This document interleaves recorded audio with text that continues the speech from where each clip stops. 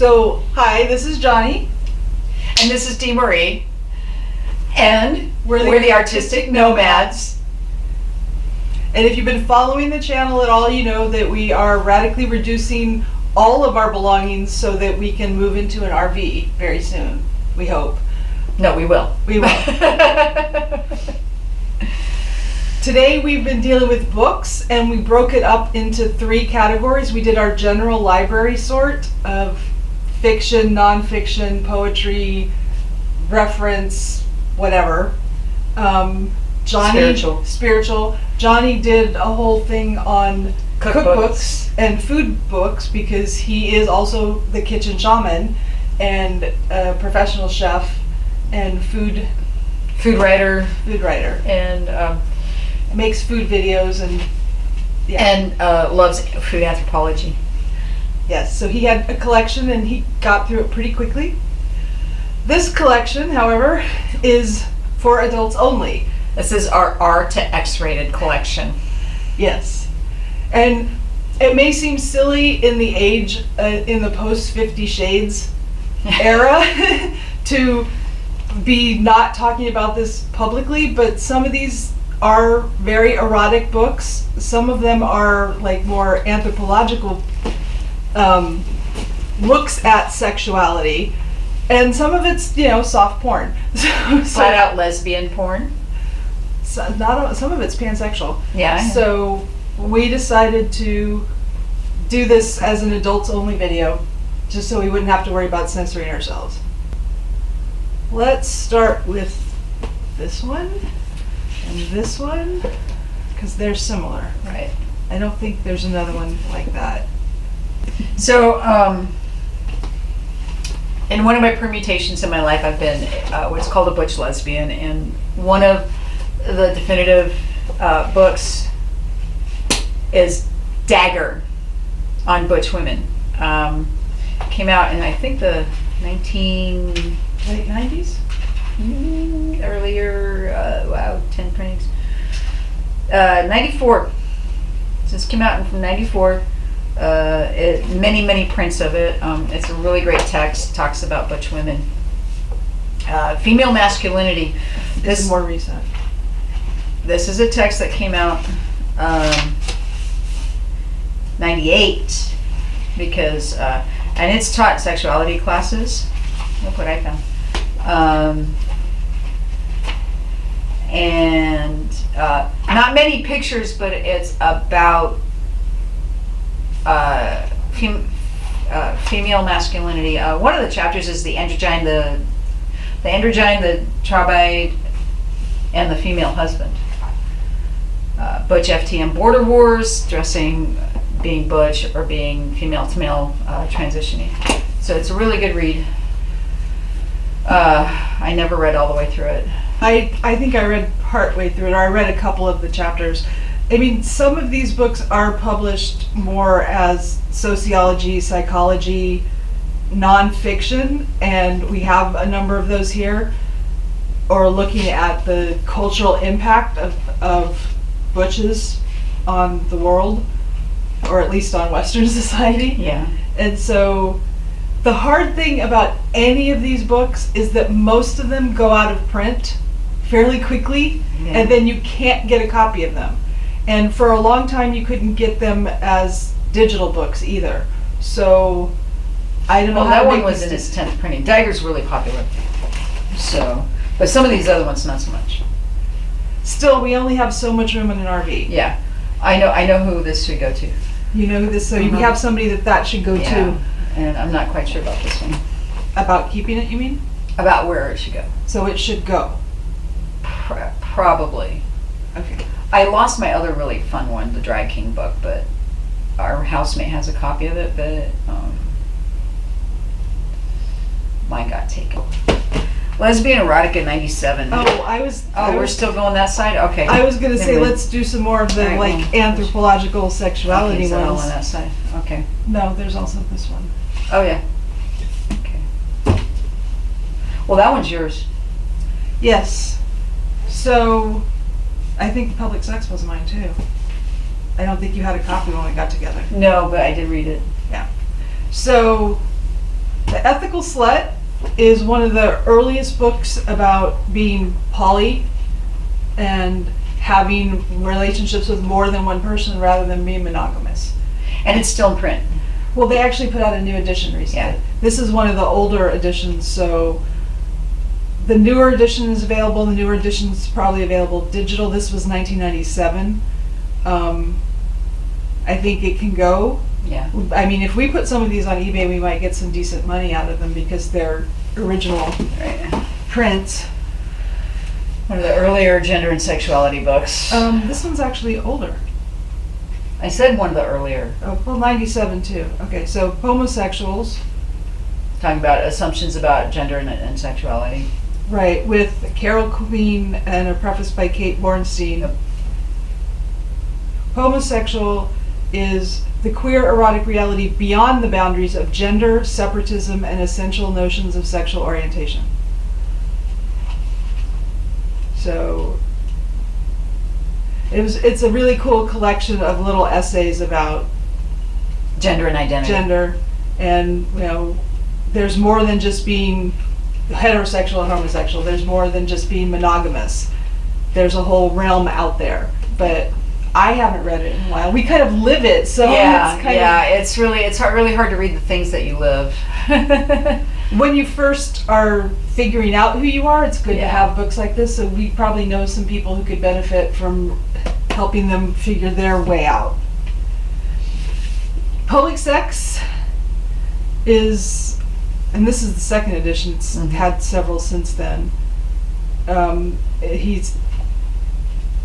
They write about, Well, no, he goes by he. he goes by he. Pat Califia is one of the more out-known FTMs from my generation. So there's all sorts of things about pornography and legal rights and censorship, and it's a really good history of queer fighting for rights, Yeah. almost civil rights, and the culture of radical sex. So part of me really wants to hold on to this, or at least see if it's available digitally before we decide to get rid of it. I'm not sure how much of his stuff is Digital. This is the prehistory of sex. Prehistory of sex. 4 million years of human sexual culture, and apparently I stopped halfway through. Talks about how prehistory, Ancient cultures. how ancient cultures treated sexuality and sex.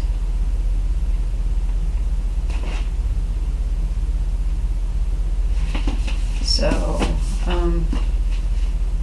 We letting go or did you- yeah. Let's take this one and this one. This one I don't think we can find. Probably not. The Second Coming is a sequel to Coming to Power. It's a Leatherdyke reader. It was one of the earliest compilations of stories about lesbians and BDSM.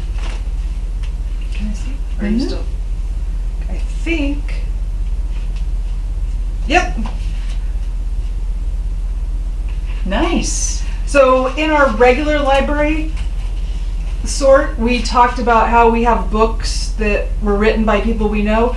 At least one, if not several of the photographs in here are from a person we know. And I think a couple of the people who wrote things in We here are people we know. So it's almost impossible to find. I think we keep this one. Sophistry. Yes, because before he transitioned, Before Pat Califia transitioned, he was a lesbian. But he wasn't necessarily a lesbian. He never felt comfortable in lesbian culture. He felt more comfortable in gay male culture. So. but he had no problem having sex with women as a woman. Right. Or he may have had some problems, but This this is is the how-to. this is the third printing. Yeah, it's pretty old. T. It's covered on our backs. But there are probably people out there who would benefit from it, whereas we Yeah. live it. Is And this not the even- masochism book? Yes. All right. Are we getting into that? I thought we were going to continue with the not. Oh, do we have more? We have more. We Where? have generic. No, I mean generic versus kinky. Like these are not. Okay, so what am I doing? Well, Yes. So just start going through that. These tend to be more lesbian. This is a femme butch reader. The persistence of desire. The persistent desire. So it's about it's stories that talk about butch femme relationships. I have no idea. I think we got it used somewhere. That's a used tag on it. So some of it's just about identity, but I think some of it is also, sexy stories about being turned on and whatever. Women who pass for men, women who fall for lesbians. You mean straight women? Butch to Butch, a love song. Oh yeah, butch to butch is the huge taboo. Femme, as in femmes, Uh-huh. inism. Butch lies in feminism. But we don't really identify within the lesbian community anymore, Yeah. so that can go. Although butch femme stories are really hot. I still get titillated. Real Live Nude Girl, Chronicles of Sex Positive Culture, Carol Queen. It's like essays as well as stories, right? You were just skimming through it. I was just flipping. Oh, this is more. These are more essays. On Stage with Annie Sprinkle, Body Modification. I gotta read it. I'm not sure if Straight I ever Sex read it. Clubs, Exhibition. Yeah, I think we should hold on to that. Yeah, that one might be hard to. Well, it's Carol Queen. She's getting. Yeah. Now that things are cycling back around, some of these books may make a reappearance. Hopefully, Once Upon a Time, erotic fairy tales. This is one that I bought. It is erotic fairy tales for women. So it reimagines things like Sleeping Beauty, Puss in Boots, Oh, that's The right. Hungry Wolf and the Three Capable Femmes instead of the Three Little Pigs, The Little Macho Girl.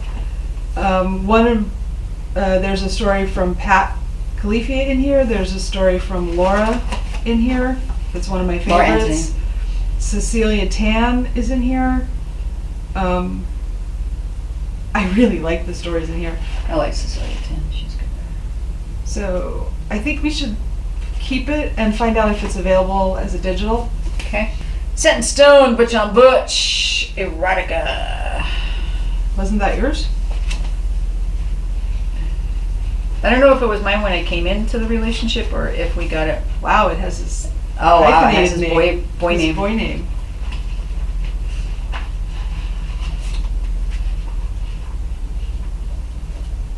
So I know I read this at least once. I don't know if you read I read any some of it. Some of them. I mean, they're hot stories, but you could find hot stories. On FetLife. You can talk to your friends and get hot stories from them. If you have friends like ours. Hey, what did you do last week? And I heard you were out in the desert. Yeah. This has a 99-cent sticker on it. I think we got it used at the gay bookstore, and Did we get these at before it closed? What's the name of it? yeah, I think so. And I think this is just generic lesbian erotica here. And this is the best lesbian erotica from 1997, edited by Tristan Taramillo. He's an awesome writer. And Laura's got a story in here. And Cecilia Tan. Raven has a story in here. Carol Queen. Caldera. Oh, what? What? Oh, that's kind of creepy. If they have it published, I don't think they mind if people talk that they wrote a Right. story. Laura Antonio writes under a different name a whole bunch of gay male porn, so Yeah. I don't think people care. I'm so surprised this book is still in good condition. I was very much into masochism and the psychology of masochism. So this is a combination book of Venus and Furs and Coldness and Cruelty. One of them is by Sacher-Masoch, which is where we get the term masochism. Really, really interesting stories. I'm ready to pass it on. Okay. This is Sex Tips and Tales from Women Who Dare, exploring the exotic erotic. And there's a lot of people we know in here. Yeah. Annie Sprinkle, Veronica Vera. Carol Queen, What's the pub on that? Cleo Dubois, Nina Hartley, sex positivism. Susie Bright.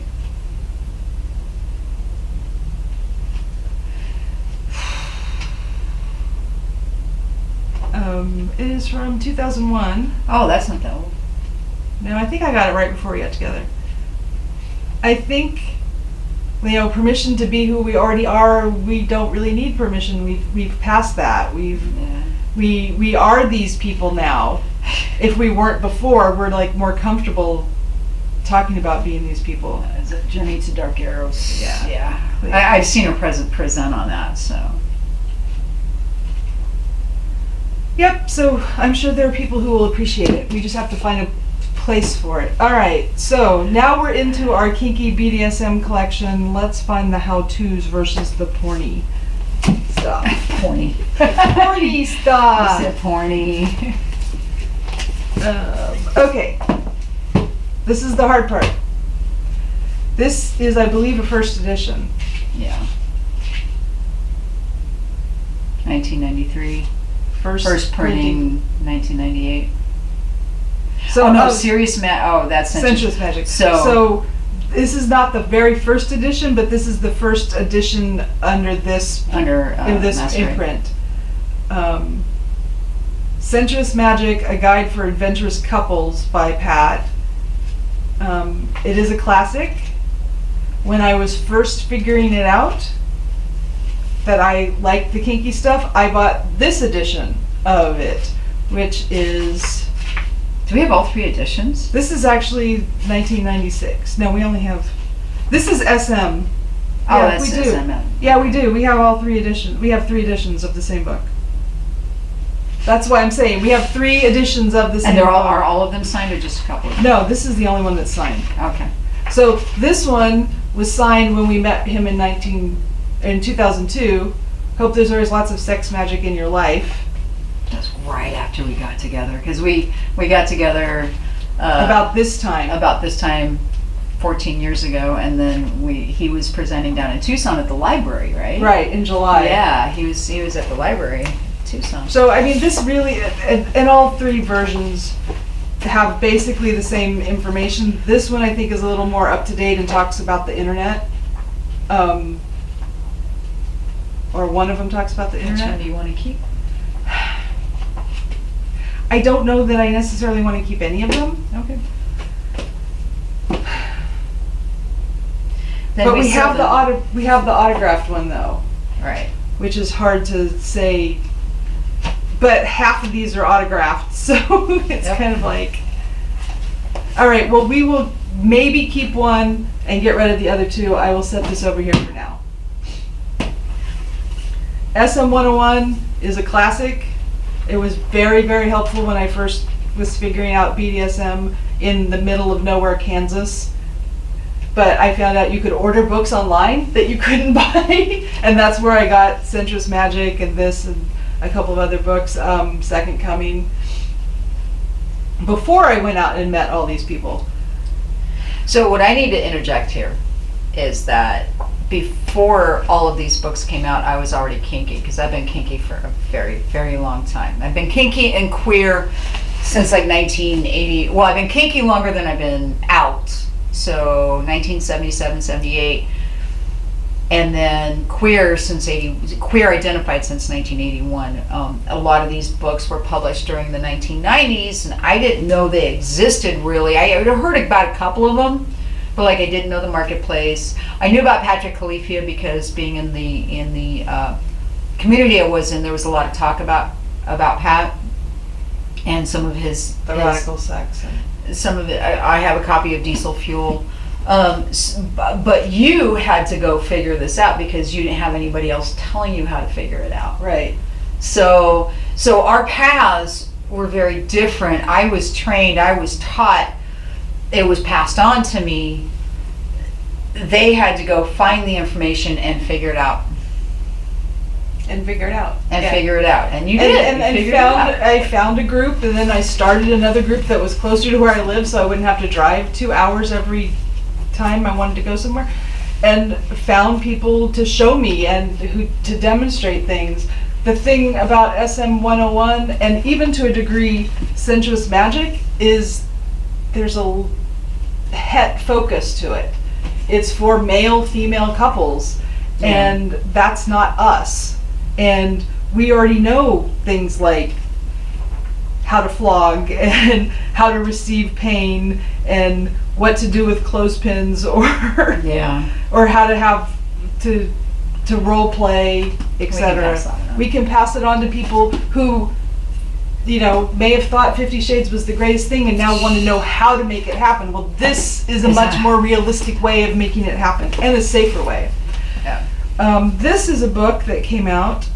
When did it come out? Which one is that? 2000. This is The Bride Wore Black Leather and He Looked Fabulous, an etiquette guide for the rest of us. So it's about how to be, it's an etiquette guide supposedly. You were even for a brief moment about etiquette is kind of interesting. Well, but it's the etiquette of when you have two gay Leathermen getting married. What do you do as opposed to what do you do in the situation of, traditional society. So this talks about different genders. This talks about different sexualities. This talks about when is it appropriate to call someone straight. What is the difference between pansexual and omnisexual? Wow. Why do none of my gay friends ever return phone calls? And this was before texting and messaging. Yeah, why don't people return my phone calls? How can I explain to people that being a polyamorous sex worker doesn't mean that I'm promiscuous? So it's a lot of really cool questions like that. Are there any really effective ways to come out to a family member? It's that kind of etiquette book that I think I read it when I bought it and I thought it was really cool, but I figured out most of this stuff by now. So we'll let somebody else benefit from it. I was going to do all the Laura stuff together. That's not Laura. Laura. That's Those all are Laura. Okay. The Miss Abernathy books. The Miss Abernathy books, which is a identity of another writer, but they wrote the Miss Abernathy's Concise Slave Training Manual and Training with Miss Abernathy, and I think you can now get a digital copy that has both in one. Oh, cool. Hey, there's my book. There it is. Oh my God, that was missing for a long time. See what happens when you go through your books. And in 1998, 1999, when you're in Kansas by yourself and you figure out that not only are you kind of kinky, but you think that maybe this master-slave thing is for you, and everybody around you is saying, oh no, the master-slave thing, that's too extreme, you don't want to do that. And you're like, but I really want to do it. So you send away on the stockroom or on Amazon. I think I might have gotten these through Amazon. Yeah. And then you get books like this that tell you how to. And why they are extreme and somewhat,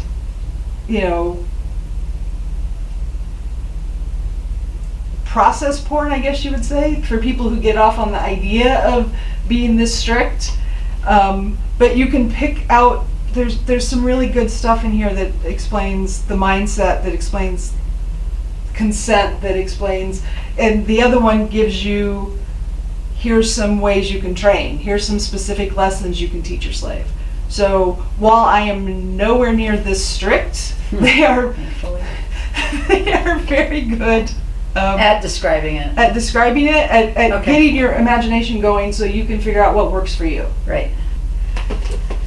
No Mercy, Pat Calafia. We keep pronouncing his name wrong. Short fiction.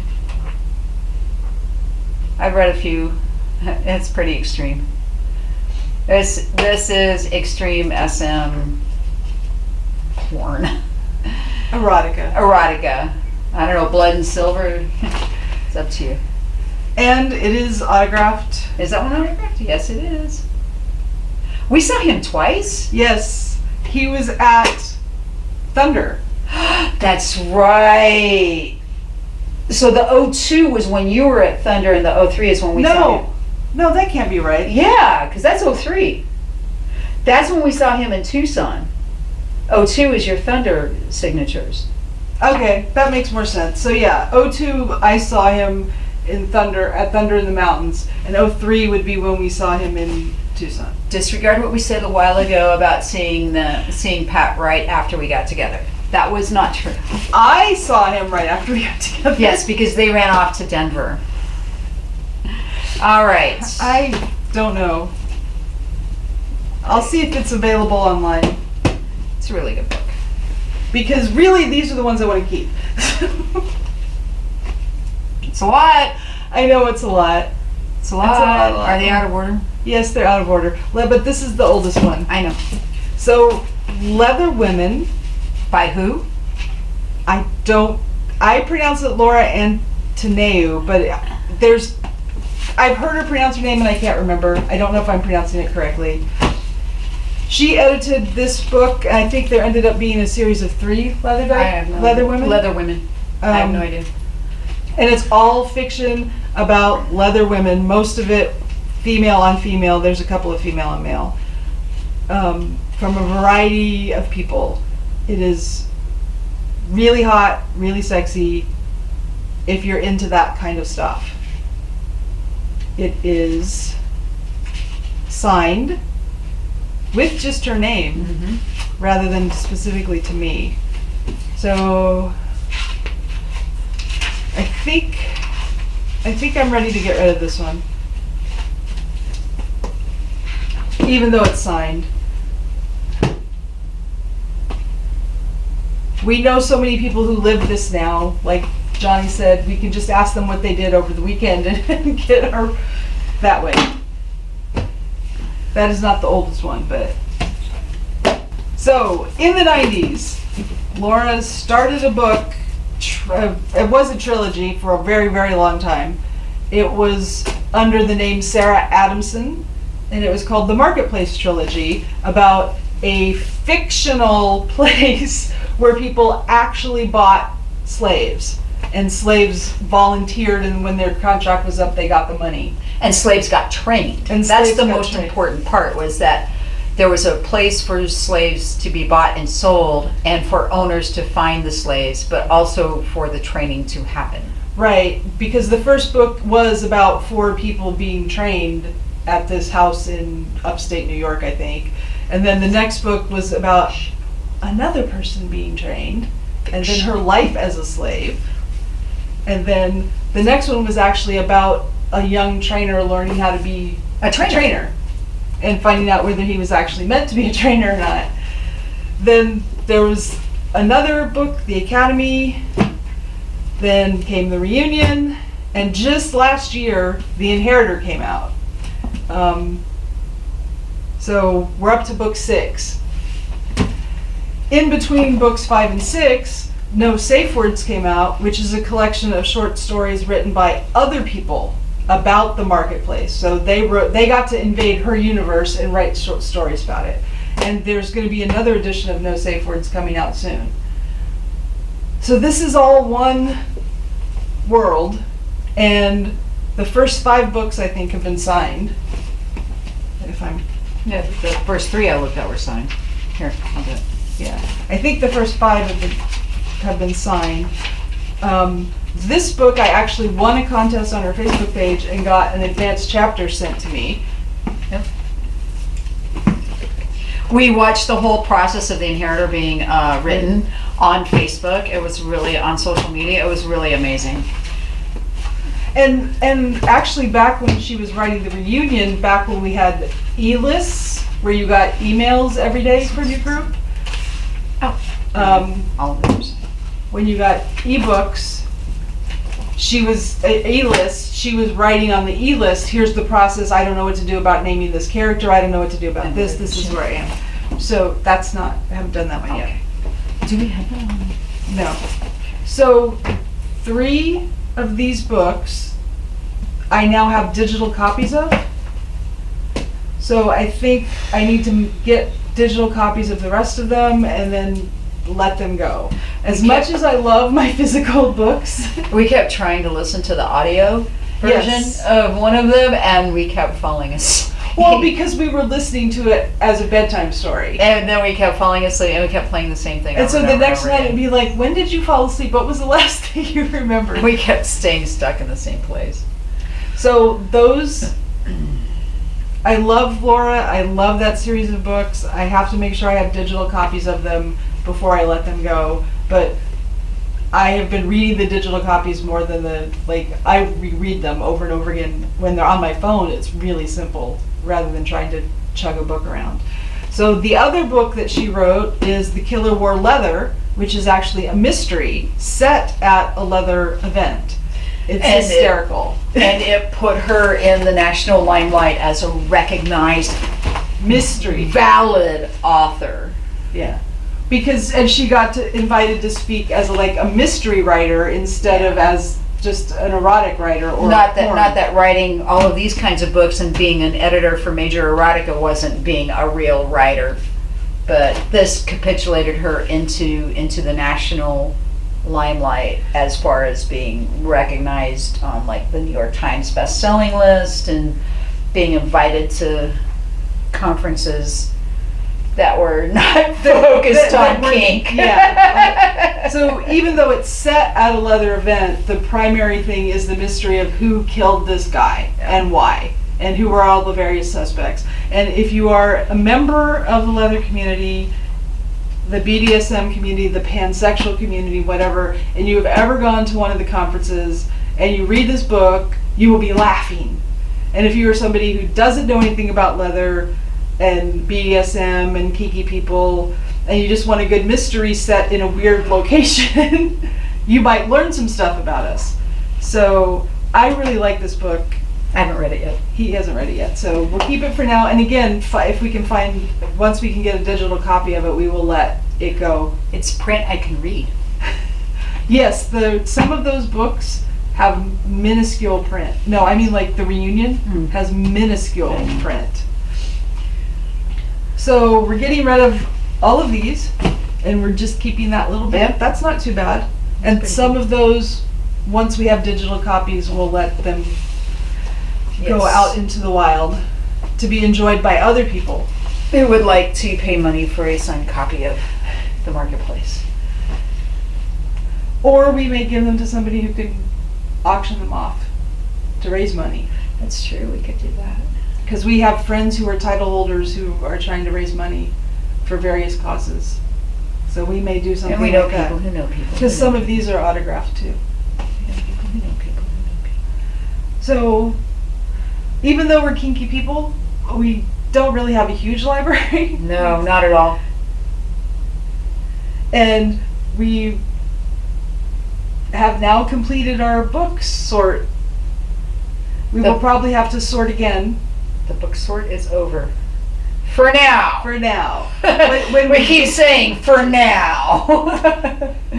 I keep thinking of those shows where the tiny house people have shed all their stuff and the guy comes in and is like, nope, actually you have this many bins and you have to make all that stuff fit in these bins or it won't fit in your house. So once we have the RV and we'll know how big, how much space we actually do have. Because we may get a 29-footer, we may get a 34-footer. We don't know. We have no idea what we're going to be able to afford or, any of that. So we will do more sorting when it's time to actually move into the RV. But I think this is a really good start in terms of books. And we did it. I have that weird thing going up my spine right now. Okay. So you can subscribe to the channel. Subscribe to our channel. Subscribe to our channel. What's our name? Radically Reducing. You can subscribe to the Radically Reducing channel to see the rest of our videos, which includes sorting videos like these, where we've sorted clothing, electronics, entertainment. We have more to come because we haven't made a dent in the house yet. And we also have summary videos of the lessons we learned in the process of sorting. And you can follow us on social media. At Artistic Nomads. We try to use the hashtag Radically Reducing so that you can see Radically Reducing. our decluttering process. And if you are doing anything like this yourself and have suggestions or tips, or just want to share your story of, hey, I sorted through my books and I went from 200 to 10, then we would love to hear that. Even if you went from 200 to 175, we would love to hear that, because that's progress and you're in it just like we are. You can find us at artisticnomads.com, and to go to the Radically Reducing page to see our art, our poetry, and some of our other stuff. And yeah, come along on the journey with us. Radically reduce your life. Get rid of something this week. So thank you for watching, and we will see you on the road. We recently sorted through all of our books, which was a much bigger project than we anticipated. It was so large that we broke it down into 3 separate sorts. We started by reducing our general library of fiction, nonfiction, reference, and children's books. Then we tackled the cookbooks, and finally sexuality and erotic titles.